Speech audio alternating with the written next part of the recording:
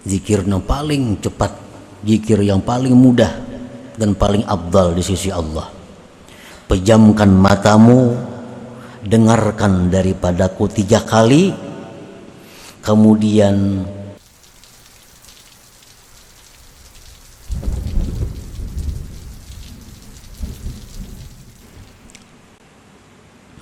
qala Nabi sallallahu alaihi wasallam, Rasulullah bersabda, abdalu dzikri la ilaha illallah. Nabi sudah mengatakan paling abdal zikir itu la ilaha illallah. Yang paling abdal ini yang kita perbanyak. Beliau lagi bersabda, jaddidu imanakum aktsiru min qauli la ilaha illallah. Ujar Nabi kita, perbaharui iman kamu. Artinya hanyari iman. Kan kalawasan iman ini bisa buruk. Disuruh Nabi iman ini selalu dihanyari. Nah, diperbaharui iman itu dengan memperbanyak la ilaha illallah. Jadi kalau kita banyak la ilaha illallah itu iman kita selalu baru. Nah, selalu baru. Bila baru itu samuaan baik. Buruk ya lawas itu samuan kada baik. Parusak segala macam ngarannya lawas itu. Jadi supaya iman kita ini selalu baru, nah itu zikirnya perbanyak la ilaha illallah. Para muhibbin rahimakumullah, Rasulullah sallallahu alaihi wasallam bersabda yang menunjukkan tentang keutamaan la ilaha illallah ini, man kana akhiru kalamihi la ilaha illallah dakhalal jannah. Siapa-siapa, ujar Nabi, di akhir hayatnya itu mampu mengucap la ilaha illallah masuk surga. Arti masuk surga ini masuk surga yang langsung. Kada masuk surga nang masuk ke neraka bedulu kada. Asal akhir hayat kita la ilaha illallah. Kada ada istighfar, kada ada alhamdulillah, kada ada Allahu akbar. Jadi kalau kita pilih kalimat yang penutup hidup itu la ilaha illallah.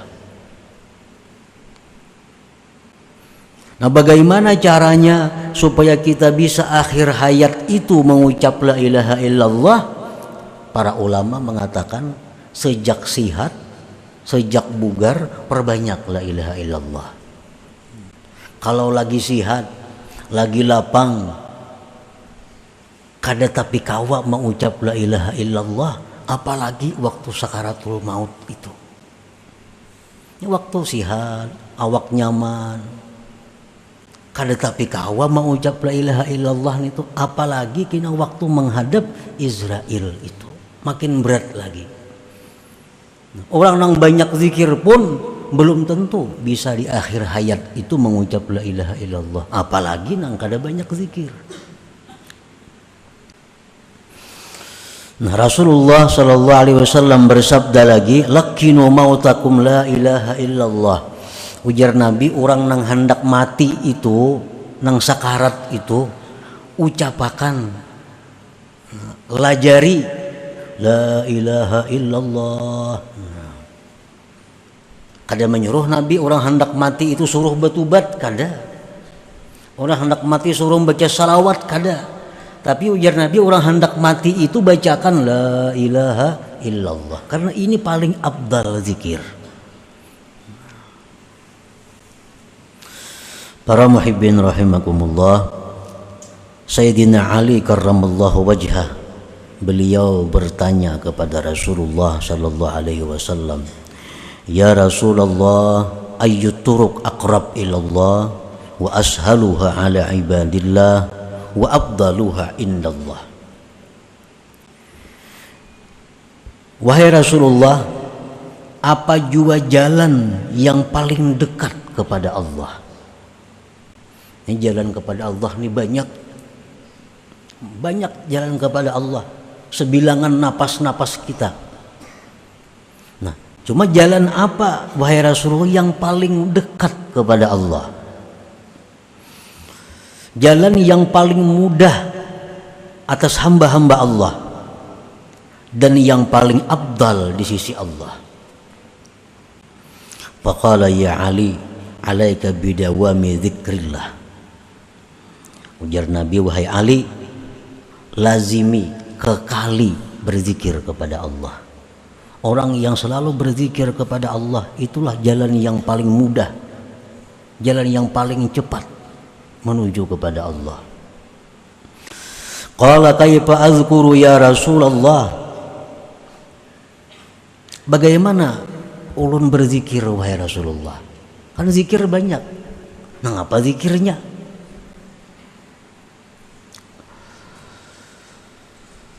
Faqala, ujar Nabi kita, ghammit aynayka wasma' minni thalatha marrat thumma qul mislaha wa ana asma'. Wahai Ali, aku melajari ikam zikirnya, zikir yang paling cepat, zikir yang paling mudah dan paling afdal di sisi Allah.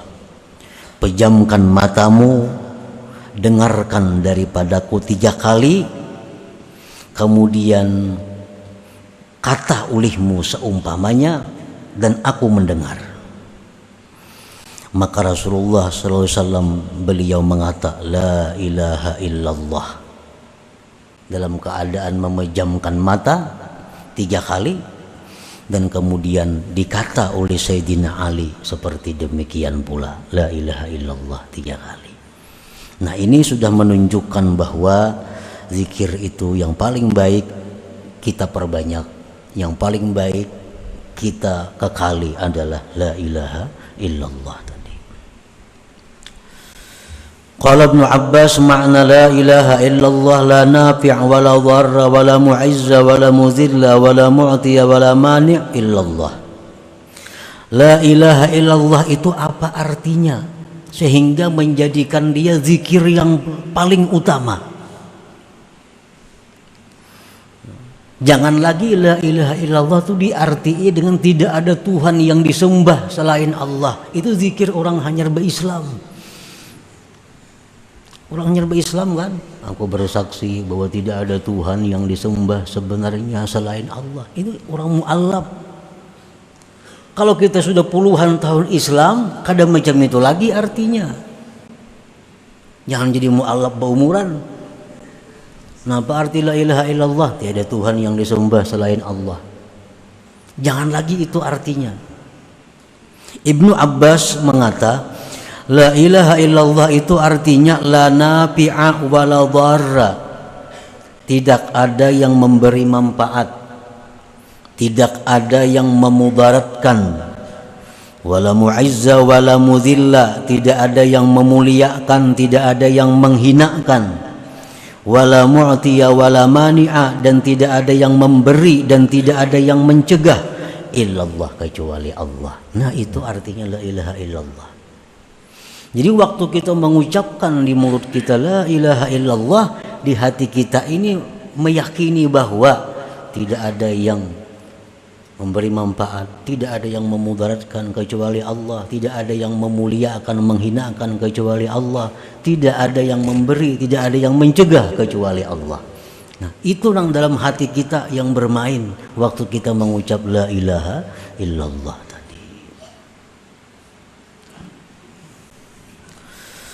Para muhibbin rahimakumullah,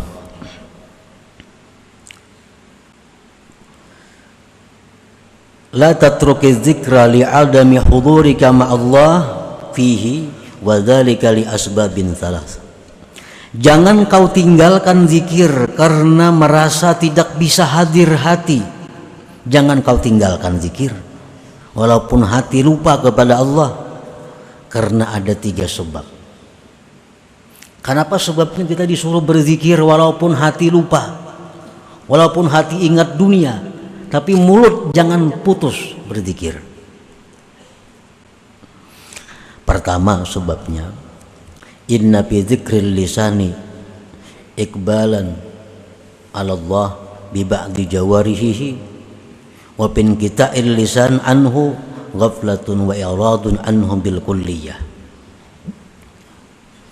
Kalau kita berzikir lisan, hati kada, hati kada. Berarti ada di anggota tubuh kita ini satu yang menyebut Allah, yaitu lisan. Kalaunya perai, maka seluruh tubuh kita kada ada yang menyebut Allah.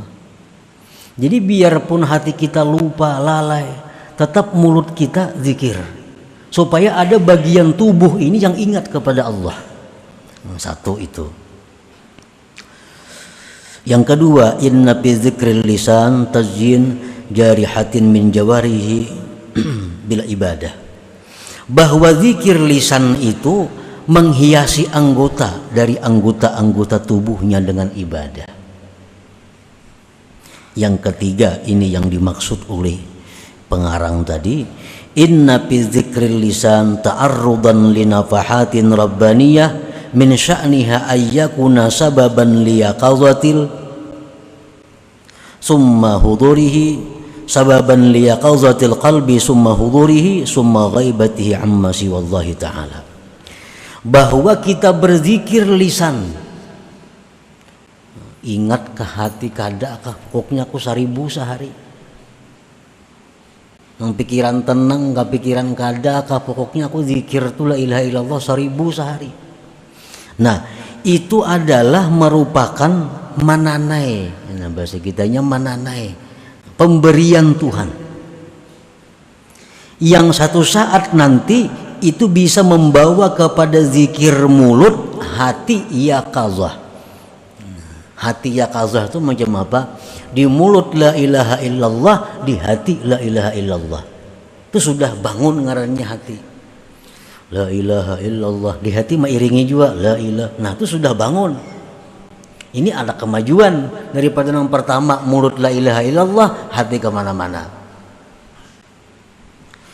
Nah, bila sudah hati kita yaqazah itu, kita ada harapan dinaikkan oleh Allah kepada zikir mulut, tapi hati hadir. Nah, hati hadir itu macam apa? Mulut kita la ilaha illallah, tapi hati kayak tadi, tidak ada yang memberi manfaat kecuali Allah, tidak ada yang memudaratkan kecuali Allah, tidak ada yang memuliakan kecuali Allah, tidak ada yang menghinakan kecuali Allah, tidak ada yang memberi kecuali Allah, tidak ada yang mencegah kecuali Allah. Nah, kalau di mulut kita la ilaha illallah, hati bisa seperti itu ngarannya hudur, sudah masuknya. Nah, kalau sudah kita bisa hudur macam tadi, kita ada harapan naik lagi. Nah, mulut kita berzikir, tapi kita kadang merasakan kita yang berzikir. Ibarat di kiau orang, kita kadang menghirani lagi karena sedang asiknya dengan zikir itu.